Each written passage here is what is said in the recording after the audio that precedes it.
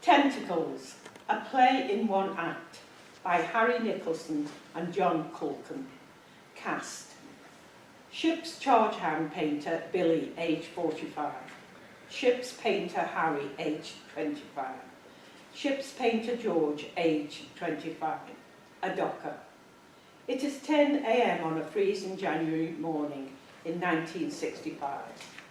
In a crowded canteen in the avenue between the Huskerson and Sandon docks, dock workers are eating their breakfasts. There is constant noise from the rattling of dishes being washed by canteen staff and the loud conversations of customers. Ship's painters Billy and his subordinate Harry have spent the last 2 hours painting on the bitterly cold open deck of the ship. They have just sat down at a table. They wrap ice-cold fingers around their mugs of hot tea. I'll tell you what, Billy, I'm bloody freezing. I can't feel my feet. They're like 2 blocks of ice.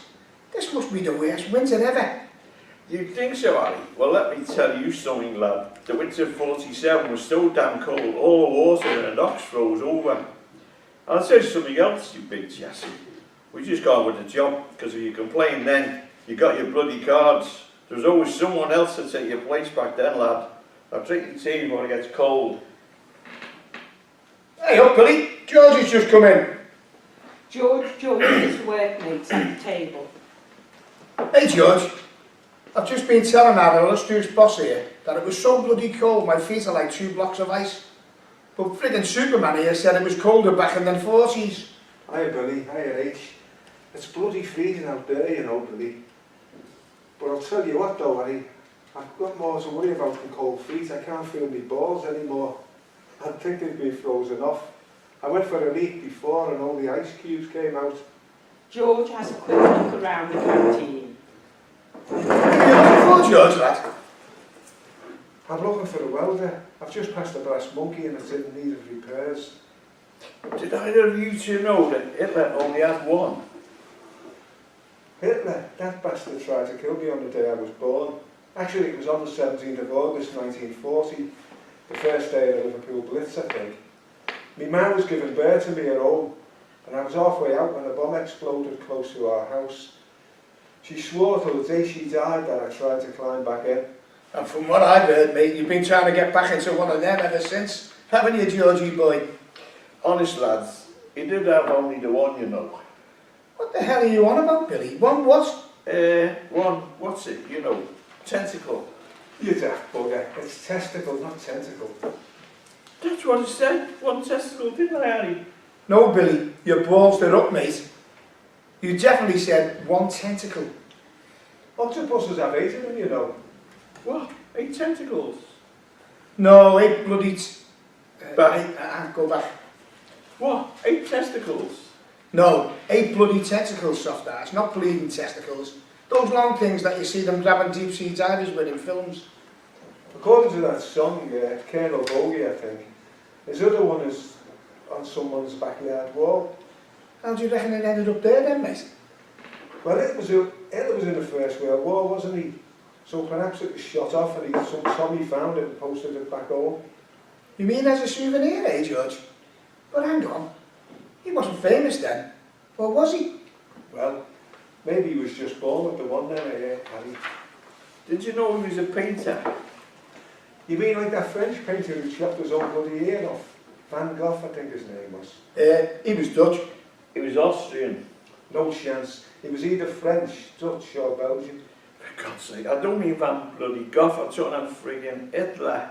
I thought he was a German. No, trust me, mate, he was an Austrian. And he lived in Liverpool for a while. Who did? Van Gogh? Oh, give me strength. Hitler, he lived with his brother Alois and his wife Bridget and their kids in Upper Stanhope Street. And he wasn't an artist, he was a house painter. Upper Stanhope Street? That's up by the Anglican Cathedral, isn't it? Was Bridget a little woman? I'm sure I've heard a song about her. When was this, Billy? And what the hell was Hitler doing in Liverpool? Well, if you two bloody comedians would just shut up for a minute, I'll tell you. It was 1912 and Hitler was on the run, dodging conscription into the Austrian army. He was born in Braunau, Austria. His real name was Schickelgruber. And before you ask, no, I don't know why he changed it. It might have been because Heil Hitler was easier to say than Heil Schickelgruber. I think he was on the way to America from Southampton. There was a Mr. Hitler booked on the Titanic, but he cancelled at the last minute. You don't have sort of lot of bollocks, Billy. Hang on, Billy, lad. Why would he travel all the way to Southampton when there were weekly sailings to America from Liverpool? You said he was a house painter. Was he working for the Liverpool Coffee then? I don't bloody well know, do I? Hang on a sec, I've just had the thought. That's a first. He hated the Jews, didn't he? Well, he might have worked for Solly Jacobs, painters and decorators.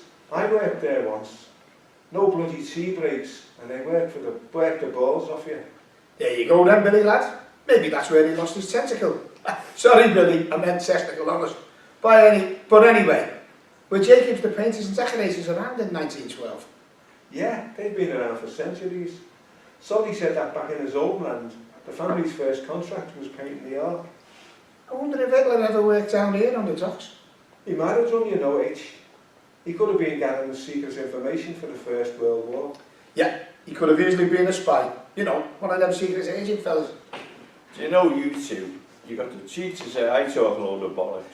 The pair of you are like two old women nattering across a backyard fence and talking a load of nonsense. Tell me something, Billy. Did Hitler put it about a bit when he was in Liverpool? I'm just wondering if he ever went to the Grafton. Was the Grafton going in 1912? I'm not sure, H. But there must have been a dance hall somewhere, full up with lonely women seeking a loving and meaningful relationship. Yeah, and a few Vandy runs as well, looking for a quick shag. Billy sits dejectedly on his chair, scowling. He has given up conversing. Harry and George have sidetracked his story. Taking the morning newspaper from his back pocket, Billy begins to read. Well, Hitler couldn't have put anyone up the duff, H. With him only having the one ball. He wouldn't have needed a Durex, would he? Oh, I don't know about that, George. My granddad had one of his shots off in the First World War, and him and me nan had 6 kids. But where they is, H. Only a nan would know that. Hey, George, lad, don't you go slagging my nan off. She was a good Catholic, you know. She went to confession 3 times a week. Yeah, but if she was such a good Catholic, why did she need to go to confession so bloody often then? I bet your nan was with her then, eh, George? I wonder if Hitler left any little scrubs behind when he left Liverpool. God knows. But it's possible, George. If you take a good look at Billy here, with a little black muzzy and his hair combed over onto the other side, he could be Hitler's grandson. George and Harry stand up. Laughing at Billy, they give him the Nazi salute. Hitler. Very bloody funny, haha. You two should be on the stage, the landing stage. All right, Billy, I'm sorry about that, mate. Anyway, carry on with your story. You can both piss off, I'm finished with it. I'm saying no more. Come on, you miserable old sod, finish your story. We don't want you sulking all sudden day. Well, okay, but no more taking the piss. Anyway, as I was saying, back in January 1942, the Liverpool Blitz came to an end, much to the relief of everyone in Liverpool. Do you either of you know why the Jerrys stopped bombing us? No, Billy lad, but go on, tell us. I reckon they ran out of bombs. They dropped a hell of a lot on us, you know. Anyway, Billy, tell me something. How the bloody hell do you know so much about Hitler and what he was doing in Liverpool? Because I've read books, lots of books about it, so shut your gobs and you might learn something. Churchill wondered why the Blitz had stopped, because the Germans hadn't achieved their aim of putting our docks out of action. They came bloody close, Billy lad. Just look at what's left of the Huskisson No. 2 dock after that munition ship. The Malacan got blew to bits. Shut up, you yammering old, will you, George? It's a little known fact that at the start of the Liverpool Blitz, Hitler gave strict instructions that a certain part of Liverpool wasn't to be bombed. I suppose it was because he didn't want some fancy house which he painted to be blown up. So like I said, Billy, you don't have to talk some crap, mate.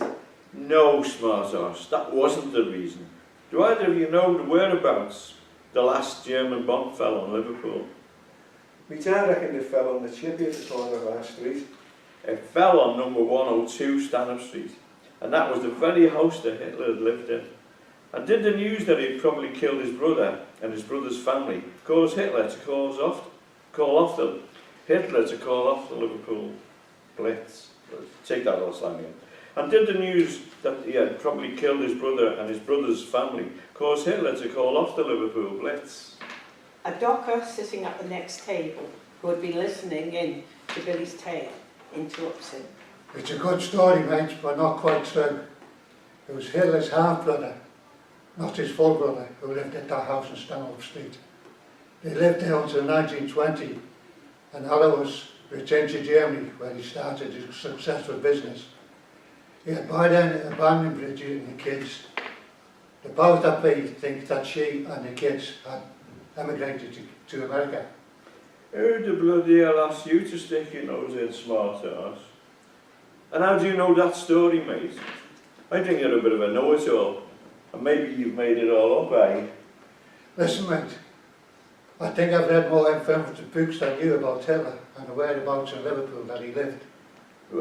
Come on, you two, let's get back to bloody work. The docker grins at Billy and leaves. Harry and George stand up and give Billy another Sieg Heil salute. The three painters head towards the canteen's door.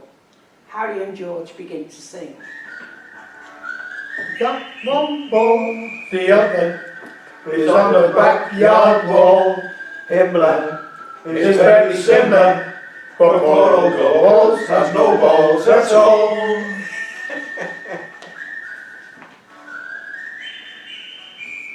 There you go.